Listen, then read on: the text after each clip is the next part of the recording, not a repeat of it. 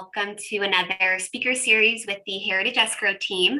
My name is Brianna and I support the Carlsbad branch and work with escrow officers Rana Del Rosario, Holly Burt, and Anela Miyashiro Lindo.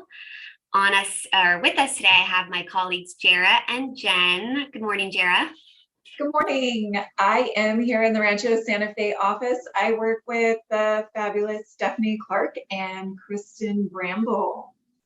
Jen. Morning, guys. This is Jen Cutcomp. I support Alicia Bagby in our Escondido office and Donna Hamilton and Debbie Howe in our Balboa branch. Awesome. Thank you. And we are excited to be joined with our guest speaker, Jesse Lipscomb. He is the CEO of Roadmaps Tax Services. He is an independent insurance agent, investment advisor, registered tax preparer, and an active member in the San Diego business community. Today, he's going to be covering topics such as strategic tax planning for really all you real estate professionals here, along with Prop 19 and capital gain strategies. So on that note, Jesse, I will let you take it from here. Very cool. Well, thanks everybody for, Brianna reaching out, utilizing LinkedIn effectively to connect with people. I thought that was pretty awesome, right? I've got a lot of different financial licenses, but my cheat professionally is I'm licensed by the IRS and in financial services. And I literally do tax planning for a niche market, being real estate agents and real estate investors. And so today's topic for all you agents out there, and listen, who wants to get up on a, fine Thursday and talk tax, Jesse? But listen, if you have any questions as we're going through here, please either hit the chat or the Q&A. Let's have a little interaction here because I'm going to show you some strategies right out of the gate that might help you make more sales. And then you're making more sales. I'll show you what my most successful clients do to keep more of that money. Okay. So let's take a look. If I asked right now, hey, Bree, is it a good idea to sell my home today? Heck yeah, right? Okay, and even though this is from November of 21, the bottom line is if you bought your house 5, 6, 7 years ago, it's worth more today than it was then, right? And so, of course, if you're real estate agents out there, the next thing you're going to do after you acknowledge the question is you're going to say, well, hey, by the way, why would you like to sell it, right? And there's going to be some people out there that want to exchange their property for a new rental. There are going to be some people out there that have rentals and they're just done. They don't want to, they're tired of toilets, tents, and trash. And there's going to be some people that, they've been in the same house for forever and they want to downsize. At the end of the day, we've got solutions for all of those things. And so when it comes to selling your primary residence, this is the thing that almost everybody's heard of, but we really don't understand very well as a society. Meaning if you've been in your house 2 to 5 years, it's $250,000 per person, $500,000 married. But there's all kind of exceptions here. Okay, so what if you have to move for work? You don't have to be in the house for 2 years. What if you have to move to take care of yourself or a loved one because of health reasons like COVID or whatever? You don't have to be there for 2 years. And the unforeseeable events, this is the big deal from COVID. Look at this. If you become eligible for unemployment, you don't have to be there for 2 years. Of course, God forbid your spouse dies or you get a divorce, whatever. But the bottom line is there are a lot of times people need to sell and they haven't been in the house for 2 years. So we're going to give some examples of how your clients can sell right now and not get a tax hit. Also, this is for many, many, many years, people have said, move back into your rental, make it a primary for 2 years, and then you can sell it and still get the $250,000, $500,000. Those rules changed in 2008, which is really kind of a long time ago, right? But people still think that that's the way it is. So the bottom line is we're going to talk about that as well. But all of these things have direct impacts on your clients. So here's an example. March of 2020, right when it started getting crazy. Client buys their house for $400,000 and has to sell it 12 months later because they lose their job to COVID. They're eligible for unemployment. There's a $100,000 capital gain. They've been there not 2 years, 12 months out of 24, right? So what do? Well, again, the unforeseen exclusions, right, or exemption, they're eligible for unemployment. They become unable to meet their basic needs because of change of employment. Guess what? We said, well, you've been there 12 months out of 24. That's 50%. 50% of the 250, even if you're single, is 125 grand. That's more than your capital gain. No taxes are due. Pretty cool, right? So for all the people that have rentals, don't move in for 2 years. Here's somebody that bought a house in 2010, 100 grand, pretty awesome, but it was never their prime. It was always a rental. They had, 8 years as a primary residence, and then they move in because they want to protect the capital gains. Look what happens. And this IRS Pub 523 talks about this. It's called selling your home. I think the examples are on pages 14, 15, and 16. But the bottom line is, you've owned the house for 10 years, but you had 8 years as a rental.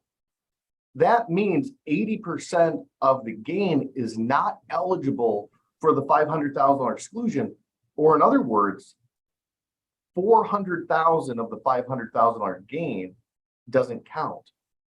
I tell you what, I wouldn't want to be a real estate agent that told somebody to disrupt their lives, move back into a house for 2 years, and still have $100,000 tax liability on that 400 grand, right? So what do? What do you do when you want to sell a rental property? Well, there's all kinds of great things.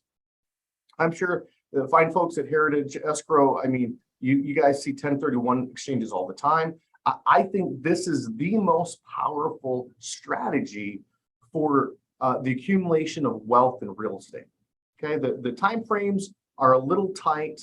I think with the real estate market kind of normalizing right now, they're going to be easier to obtain. But you've got 45 days to identify new property. You got 6 months to close. Pretty awesome. But one thing to keep in mind, a lot of people are moving out of California and they're 1031 exchanging out of California.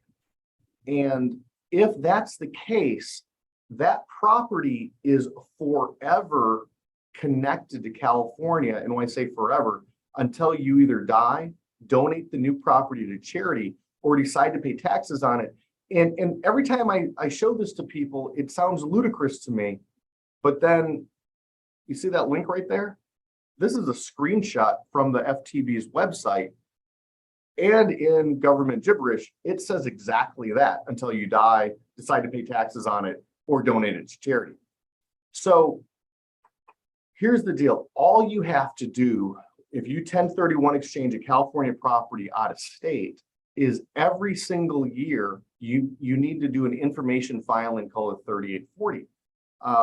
I really believe that California is counting on taxpayers to forget about or not know about that requirement.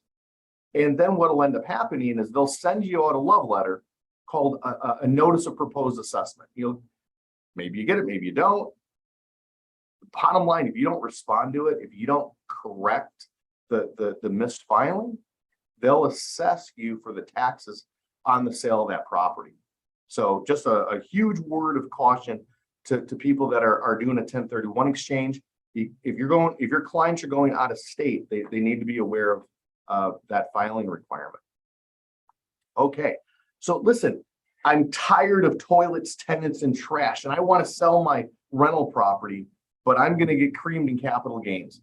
If real estate agents out there, you guys ever hear that, know that there's another strategy. And it's called a Section 453 installment sale. This is a strategy that people used to use like in the 1980s when interest rates were 18%. They would do a seller carry at 12% and still let their buyer feel like they're getting a great deal. The whole concept of an installment sale is you only pay taxes on the money you receive. So let's say, for example, and we look at the 2021 capital gains tax rates. Let's say you're married and all of your income is Social Security in your rental. You sell the rental for a $500,000 gain and say 30 grand a year of Social Security. If you took that $500,000 gain and received $50,000 a year on it, your taxable income will be under $80,000. And if it's under $80,000, guess what? You're in the 0% tax bracket and therefore don't pay taxes on that gain. The flip side, if you just decide to pay taxes on it, most of that money will be taxed at 15%, potentially additional 3.8% for Medicare and Social Security. Man, Richard, you are there, brother. You are there, because I always ask, installment sales sound great, but there's two huge risks. Richard asked the questions, what if in an installment sale, the buyer prepays? Nothing good, all right? That's a threat, that's a risk, because this actually happened to, I can't say a client of mine, but I met her to talk about the situation and it was already too late. But her dad had sold a $5 million investment property, a commercial property, on an installment sale on a 20-year note with a 3-year prepay. He passed away and she inherited the note. And in year 5 or year 6, the new owner refinanced the property and paid her loan off. Her tax liability was massive. So that is definitely a threat with installment sales. The other one is, what happens if they don't pay? That's horrible, right? I mean, then you got to foreclose and it's a hassle. But those two risks, default and prepayment aside, Section 453 does give you an opportunity to control your tax liability. Now, I'm proud to say that I'm a member of a national organization called the Estate Planning Team that has trademarked a strategy called the Deferred Sales Trust, which overcomes those two concerns. And so I'm showing the pictures here, but I want you to visualize this real fast. Is this not the same picture? That's your installment sale. The Deferred Sales Trust is an installment sale with a business trust in the middle. And so what we do is we set up the business trust. Your clients, your sellers, sell the property to the trust in exchange for a note. And then the trust sells that property for cash to an outside buyer in a concurrent escrow. Think of an assignment, okay? Seller assigns the property to the trust sells it. In consideration of that assignment, the seller gets income. Let's go through an actual example here, okay? And I purposely put these numbers at 400,000 simply because if you have a $300,000 tax liability, it's about $100,000 in taxes, okay? We could literally make this 1.3 million with a $1 million basis, and it's still 300,000. I wanted to make the numbers easy. But if you have a $100,000 gain, or excuse me, $300,000 gain and 100,000 in taxes, free and clear house, you get 300,000 at close of escrow. If you get 3% interest on the money, you're making $750 a month. However, if you avoid the tax haircut through structuring your sale, and you're going to notice that's $394 minus a small legal fee, whatever. We could set this up on a 12-year note, principal and interest, which would then give your sellers $3,200 a month for 12 years. Okay, at the end of the 12 years, all the proceeds have been used up, but this works wonderfully in certain circumstances. And I'm going to go back to the capital gains brackets here and tell everybody a story. So we have a client up in Cardiff that sold a $1,040,000 property last November. They didn't inherit the property. They were gifted the property from mom and dad. There's a big difference there. When you gift property, what you own it for is what your gift person owns it for, right? The person you give the gift to. So mom and dad bought it in the 70s for $15,000. That means brother and sister owned the property each at $7,500. And basically, let's just call that zero to $1 million. There's $1 million gain. Each of them have a $500,000 tax liability. Taxes are somewhere in the neighborhood of $100,000 to $150,000. We structured the note over 12 years, fully principal and interest, about $4,000 a month. The brother ended up paying $700 a year in taxes, and the sister paid nothing. Pretty crazy, huh? Let's see this question here. Carol Baker, I'm absolutely good with you getting a copy. Bree and the team, it's up to you guys, but yeah. In fact, what I'll do is I can PDF this and send it to Brianna afterwards. Just reach out to her and she can facilitate it. And actually, if you want, let me see if I can do this. I don't have it on the ready, but I actually have a one-page cut sheet that shows the 4 options people have when they sell. First option is just paying taxes, right? The second option is the 1031 exchange. Third option is an installment sale. Fourth option is the deferred sales trust. It's awesome. Okay, so that basically concludes the deferred sales trust. I'm going to wait a second. If anybody has any specific questions, if you want to chat or raise your hand in the Q&A, or I can go on to the next section of the presentation. Cool. Okay, no worries. Okay, so now we're into, oh, wait, you know what, Bria, we had talked about this earlier. Prop 19. Okay, Prop 19 is one of those things where now that it's the law, it is, how would you say, less exciting, right? When it was changing from Prop 6090 over to Prop 19, it was pretty exciting because it was changing.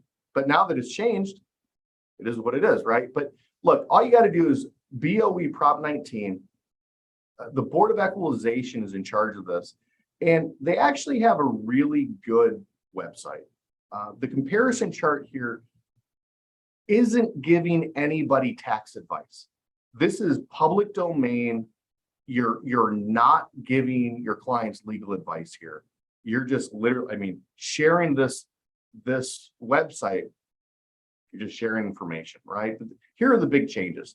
You've got the parent-child or parent-grandchild, grandparent-grandchild exclusion, and then you have the age 55 or disabled. It is my opinion that the changes that were made for homeowners 55 plus are better than the changes that affect people inheriting properties are worse. But let me tell you, if you're going to inherit mom and dad's properties, Prop 19 doesn't do you a favor. Okay, and here's why. It used to be if there was a rental property, not a primary, a rental property, so long as the assessed value, not market value, assessed value was under $1 million, you received it at the same tax rate. Now, if you inherit a rental property, it gets reassessed. And there's no, oh, I'll put it in an LLC, I'll put it in a trust. There's none of that. If the owner of the property, even the grantor of the trust passes away, unless you're that person's spouse, it's going to get reassessed. Additionally, if it's mom and dad's primary residence, the only way you don't get it reassessed is that it's your primary residence. It happens in some families. but it's not super common. On the flip side, if we go to the people 55 plus, this is awesome. Look, you now can change out your home anywhere in California. You can go up in value, you can go down in value, and you've got 2 years to do it. Okay, and you can do it 3 times. Full disclosure, if you go down in value, your property taxes are going to stay exactly the same. If you go up in value, you only pay additional taxes on the difference between the sales price and the purchase price. Yeah. Richard says, regarding the deferred sales trust, is the income from the deferred sales trust taxable in the year earned? Yes, comma, but not all of it. What do you mean? I'm going to show you guys the coolest. I mean, I don't know how cool it is, but I think it's pretty awesome when we're talking about ways of helping clients save money. So let's take a look at that brother sister. They each got about $500,000, 3%, 12 years. Okay, so they're getting about $4,000 a month total. However, at the bottom of the screen here, you can see that just like a mortgage, each payment is a combination of principal and interest. Interest is always taxable as ordinary interest. So in any 12-month period, that's $14,500. So the most they're ever going to receive in interest is $14,500 in a given year, because every year, just like a mortgage, you pay more in the principal and you get less interest, right? But the principal payments are going to be taxed kind of in a terraced fashion between gains and basis. So in this particular client's situation, since they basically acquired the property at zero, virtually all of that $2,900 per month is going to be assessed capital gains taxes. But had they owned the property for $500,000 and they sold it for $1 million, on $1 million note, they get $8,200 a month. $5,800 is principal, but because or 50, yeah, 57, 58, whatever half of $5,700 is all they're going to pay in taxes. So there's $2,800 per payment, which is tax-free, and then there's $2,800 which is taxable. So the whole point here is, by stretching out the gains on either investment properties that your clients no longer want to play landlord on, or even primary residence where the gain is in excess of their $500,000 exclusion, a deferred sales trust really, really is powerful. And we've had a lot of success doing that. Okay, so kind of wrapping up Prop 19, just understand that one easy strategy for agents right now is people sell at what they think is the top of the market. If they're nervous about buying again right away, they've got 2 years. They have 2 years to find another primary residence and still use Prop 19, right? I personally don't think that, especially in San Diego, we're going to have a repeat of 2008 or 2009 where real estate prices fall dramatically. But now that interest rates aren't next to zero, I don't know if we're going to have the crazy acceleration of appreciation either. So being able to wait out the market for a year, up to 2 years, and then find a replacement property is a really powerful tool as it applies to Prop 19 for homeowners. Also, for people inheriting property, they only actually have 1 year to file a homeowner's exemption if it's mom and dad's house and their house. So Again, all you got to do is Google BOE Prop 19, and that's a good resource. All right, so here we are. We're into the next session. This is specifically for you agents out there to know what my most successful clients do. Okay, and when I created this, it was in response to a question of a professional friend. He just said, "Hey Jesse, what do your most successful clients do?" And I sketched this out on Paint on a Zoom call, and I'm like, "Oh, that's exactly what they do." And as I was able to refine it, it breaks down into those three areas. So let's take a look. Okay, the very first thing my most successful clients do is they set up an S corporation to control their taxes.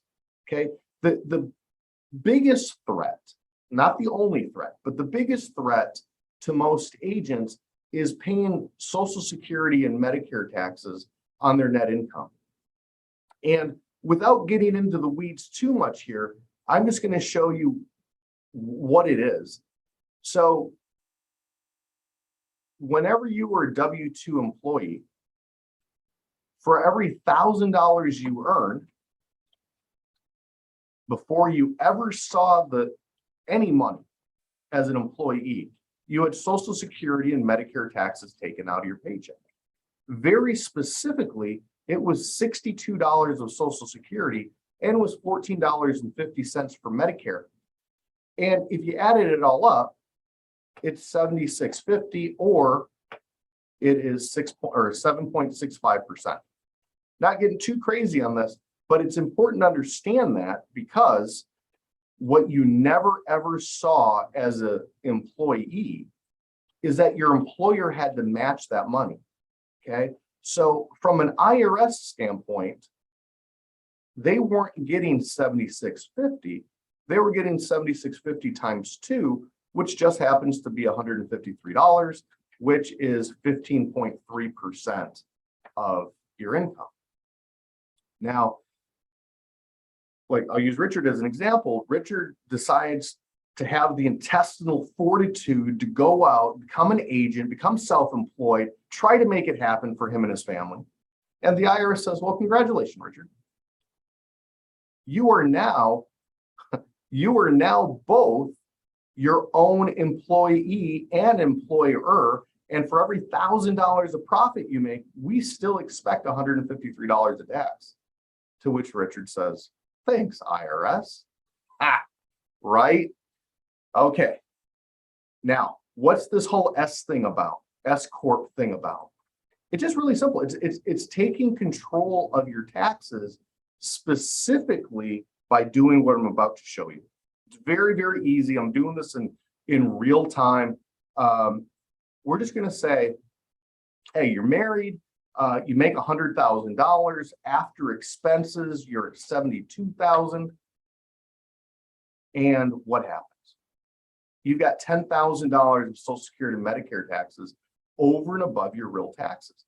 And what's shameful about this is you're going to notice that the real tax liability in $72,000 married isn't that bad, but the Social Security and Medicare taxes are horrible, right? So step one is we calculate the taxes, self-employment taxes. Step two, we try to figure out, will an S Corp save you any money?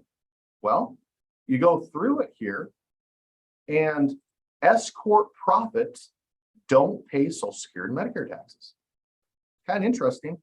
It's also interesting that when you pay these god-awful taxes, at least the government lets you deduct half of them. But when you don't pay them, you don't get to deduct anything. And so therefore, technically, somebody with an S Corp may pay higher income taxes. Not really higher, I mean, like not a lot, but slightly. But by taking control of the self-employment taxes, your true tax savings, your at the end of the day bill, is pretty dramatic. Now, the IRS does not hate S corporations. They do hate it, though, when S Corp owners don't pay themselves salaries. So let's take a look at a couple of things.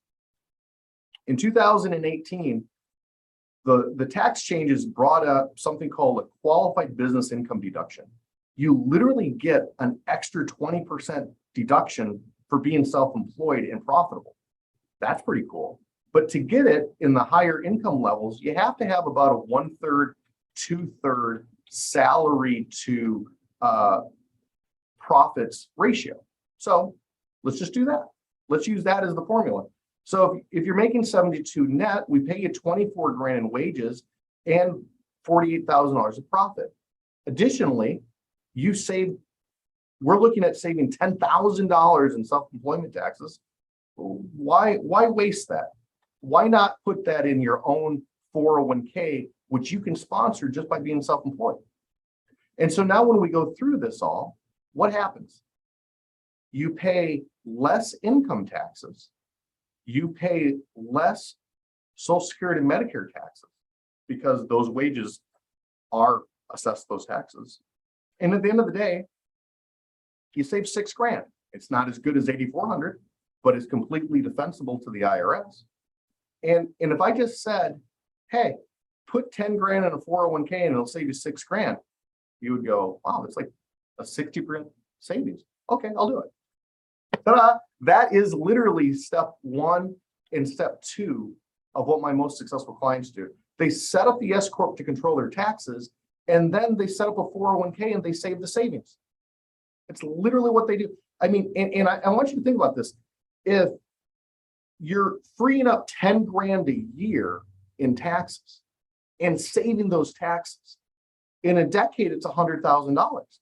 But it's not just 100 grand. It's 100 grand that you didn't pay to the IRS and 100 grand that you saved. It's a $200,000 swing.